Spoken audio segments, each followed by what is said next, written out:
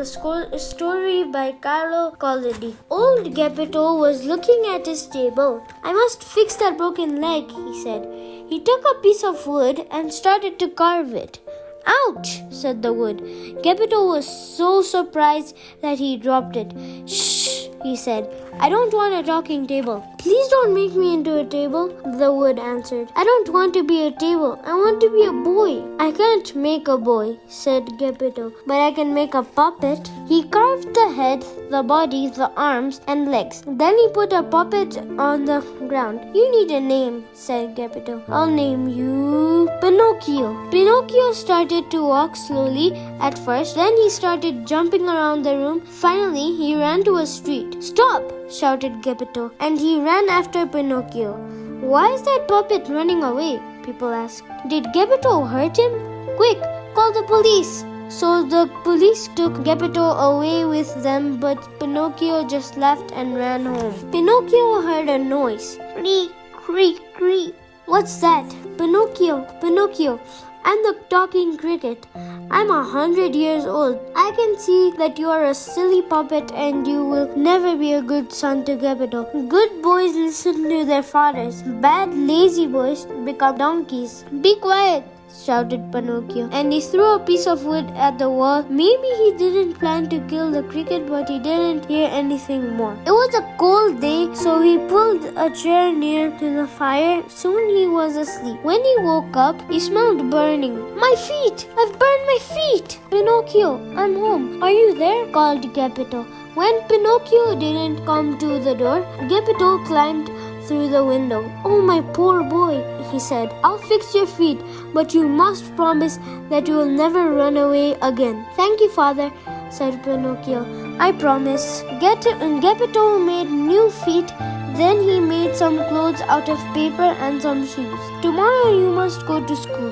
"Do I have to?" asked Pinocchio. "All good boys go to school," said Geppetto. "Now I need to buy you a school book." Poor Geppetto had no money for a school book, so he had to sell his coat. He brought the book home. "Oh, it doesn't look very interesting," said Pinocchio. The next morning, Pinocchio was walking to school when he saw a crowd around a red and yellow tent. "Are you coming to the puppet show?" asked a man. "Where's your money?" "I don't have any," said Pinocchio. "Do you want to buy my coat?" "Who needs a paper coat? Sell me your school book instead." Pinocchio went to the tent. Suddenly, the puppets called to him. "Pinocchio, brother puppet!" He jumped onto the stage. All the puppets started dancing around him, but the crowd wasn't happy. "Boo!" they shouted. "Go on with the show." "What's this?" It was the showman. "Go back to work, all of you. And you," he said to Pinocchio, "come here. I need some wood for the fire to cook my dinner." "Oh, please don't burn me. My father will be so sad. He sold his only coat to buy me a school book, but I sold that school book to come to the show." Achoo! When the showman felt sorry for someone, he sneezed. Achoo! "That's a good father. Here, take these gold coins and go back to him." "Oh, thank you," said Pinocchio. On the road, Pinocchio saw a fox and a cat. They were moving very slowly. The fox had a stick and the cat was helping him to walk. The cat had dark glasses and the fox was showing her the way. "Ah, Pinocchio," said the fox, "are you going back to your poor father?" "Soon he won't be poor," said Pinocchio. "Look, I have 5 gold coins." When he said that, the cat opened her eyes wide and the fox jumped up, but Pinocchio didn't see. "Only 5, said the fox. "Do you want 500? Put them in the ground in the field of dreams. They will grow into money trees and you will be rich. Come with us. We're going there tomorrow." They stopped at an inn and had dinner. The fox and the cat ate very well, but Pinocchio was thinking about money trees and he wasn't hungry. The next morning, he woke up early and paid the innkeeper. "The fox and the cat have gone already," the innkeeper said. "They went that way. Soon you'll catch them." Pinocchio walked fast. Suddenly, 2 robbers jumped out of the forest. They were wearing black coats and and Pinocchio couldn't see their faces. Quickly, he put the coins in his mouth. "Give us your money or we'll kill you," said the robbers. They tried to open his mouth, but they couldn't. They tried to hurt Pinocchio, but his hard wooden body broke their knives. "Well then, we'll hang you from a tree," they said. "When you're dead, we'll take your money." Poor Pinocchio. The robbers pulled a rope around his neck and the coins fell out of his mouth. Then everything went dark. When Pinocchio woke up, he was lying in a bed in a comfortable bedroom. A beautiful fairy was smiling at him. She had blue hair and a blue dress. "I'm so glad that you're better," she said. "Now you can go back to your father." "I don't have a father," said Pinocchio. His nose started growing. I do have a father. I'm a good son." His nose grew some more. "I'm a bad son, but I'm going to school. I like school."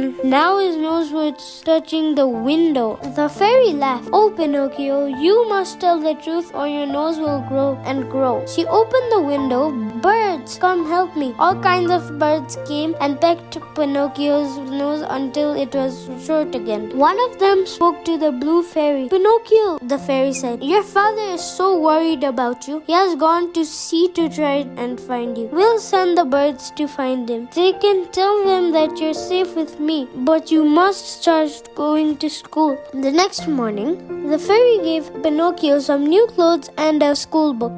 Pinocchio was a good student and he soon had lots of friends. Not all of his friends were good students. "Forget school," they said one morning. "We're going to Playland." "What's Playland?" asked Pinocchio.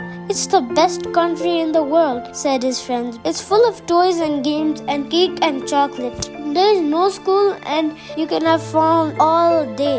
"Really?" said Pinocchio. Just then they saw 24 donkeys pulling a coach instead of horseshoes. They were wearing white boots. The coach was almost full of boys.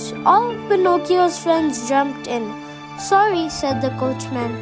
"There's no place for you." "I'll ride on one of the donkeys," said Pinocchio. He jumped up. "Silly boy," said a sad voice. "Run away before it's too late. A donkey's life is no fun." "Wait," said Pinocchio. "My donkey is crying." "We can't stop," said the coachman. "Anyway, donkeys don't cry, you know." Soon they arrived in Playland. It really was a magical place. Pinocchio and his friends had fun from morning until night. One morning, Pinocchio's head felt strange. He touched its ears, then looked in a mirror. He had donkey ears. He fell down his hands and knees and he couldn't get up. Then he remembered the old cricket. "Oh," he cried, "I'm a stupid puppet and a bad son. Dear father, dear blue fairy, what have I done? Come out," shouted the coachman. "Now that you're a donkey, you will have to work." "No, you're too lazy to work. I'll throw you into the sea." "Please, no," cried Pinocchio. But the coachman didn't listen. He put a rope around Pinocchio's legs and threw him into the water. Suddenly, Pinocchio saw a bright blue light. "The blue fairy," he thought. Lots of little fish swam around him. The rope was gone and he was a puppet again. Quickly, he swam towards the light and everything went dark. "What happened? Where am I?" Pinocchio shouted. Then he saw another light, a little yellow one. He walked nearer until he could see it better. It was a candle on a table. Sitting at the table was "Father!" shouted Pinocchio. "Is it really you?" "Oh, my dear boy," said Geppetto, and he put his arms around him. "But how can you be here?" "I was looking for you, Pinocchio. I went to sea in a small boat, but there was a terrible storm. An enormous shark ate my boat and I have been here since then. I had some food and candles, but they were almost finished now." "Then we must get out, father. Come with me and we'll swim back to land. I'll help you. I'm very good at swimming." Pinocchio took Geppetto's hand and found the way to the shark's mouth. Luckily, the shark was sleeping with its mouth open.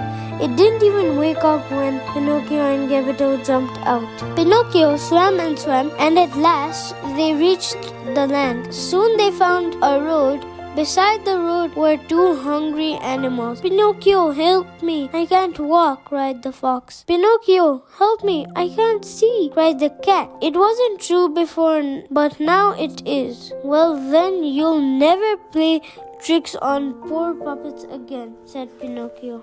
Soon after, they saw a little white house. Between the trees, there must be someone at home, said Pinocchio. He went to the door. Come in, said a little voice. Pinocchio looked up and saw a cricket. Dear Mr. Cricket, whose house is this? It's mine, said the cricket. Am I your dear cricket now? Last time I saw you, you threw a piece of wood at me. Oh, wise cricket, I'm so sorry, said Pinocchio. I promise I'll never hurt you again. Now I just want to be a good boy and help my poor father. And you'll go to school? Yes. And you'll work hard? Yes, yes. Pinocchio remembered his promise. Every day he went to school, and after school he worked. One night he had a dream. Pinocchio, Pinocchio, said the blue fairy, I can see that you've changed. From tomorrow, everything will be different. Pinocchio woke up. The sun was shining brightly. He touched his face. It was soft and warm. His body was warm too. He jumped out of bed and looked in the mirror. Father, come and see. I'm a boy. I'm a real boy at last.